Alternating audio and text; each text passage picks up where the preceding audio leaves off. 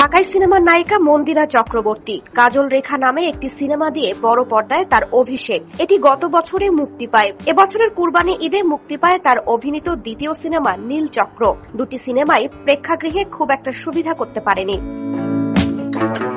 এর মধ্যে নায়িকা জানালেন তার তৃতীয় সিনেমার কথা। প্রতিদ্বন্দ্বী নামে একটি সিনেমার কাজ শুরু করতে যাচ্ছেন তিনি। এটি পরিচালনা করবেন মিঠু খান। এতেও মন্দিরার সহশিল্পী হিসেবে থাকবেন তার প্রথম সিনেমার নায়ক শরীফুল রাজ। তবে এবার কি পারবেন মন্দিরা সিনেমাটি দিয়ে অনেক দূর আগাতে, নাকি বাকি দুটোর মতো এটির ভাগ্যও থাকবে ব্যর্থতায় ঘিরে? সময় হলেই এর উত্তর মিলবে।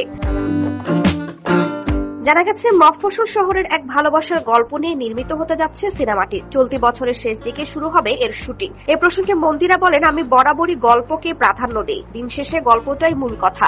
দর্শক টাকা দিয়ে সিনেমা দেখবে, 2 ঘন্টা সময় ব্যয় করবে। মানসম্মত কিছু করতে না পারলে আমি মনে করি কাজ না করাই ভালো। বেছে বেছে কাজ করি, কম কাজ করি, ভালো কাজ করতে চাই। দর্শকের প্রতি আমি কৃতজ্ঞ, তাদের ভালোবাসার জন্যই আজকের আমি। তিনি আরো বলেন, আমি বিশ্বাস করি আমার তৃতীয় সিনেমাটি আগের 2 সিনেমার থেকে আলাদা হবে। আমি এটি নিয়ে আশাবাদী।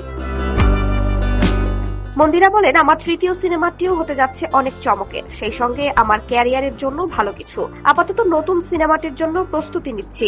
এদিকে সময় পেলেই দেশে বিদেশে বেশ ফুরফুরে মেজাজে ঘুরে বেড়ান। ঈদের আগেই দেশে এসে নীলচক্র প্রচারে অংশ নেন। ভ্রমণ বিষয়ে মন্দিরা বলেন, ঘরে বসে থাকতে আমার একদমই ভালো লাগে না। দেশে হোক বা বিদেশে আমি ঘুরতে ভালোবাসি। নতুন নতুন জায়গায় যেতে ভালো লাগে। তবে সমুদ্র আমাকে খুব টানে। সমুদ্রে যেতে সবচেয়ে বেশি ভালোবাসি, সেটা হোক দেশে বা দেশের বাইরে। ঠিক ঘোরাঘুরির মতো। খেতেও ভালোবাসি।